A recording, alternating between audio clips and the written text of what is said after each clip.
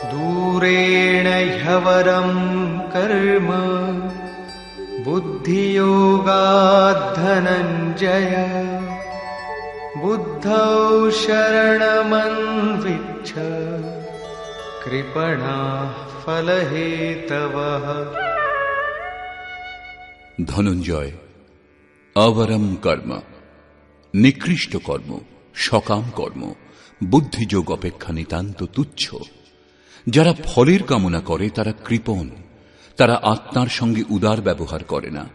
অতএব সমত্ব বুদ্ধিযোগের আশ্রয় গ্রহণ করো। মনে যে কামনা আছে তা যদি পূরণও হয়, তাহলেও তা ভোগ করবার জন্য দেহ ধারণ করতে হবে। যদি গমনাগমন বাকি থাকল, তাহলে কিরূপ করলেন? সাধকের মোক্ষের ইচ্ছা করাও উচিত নয়, কারণ বাসনামুক্ত হওয়াকেই মোক্ষ বলে। ফলের চিন্তা করলে সাধকের সময় বৃথাই নষ্ট হয় এবং ফললাভ হলে ফলেতেই জড়িয়ে পড়েন। তার সাধনা শেষ হয়ে যায়।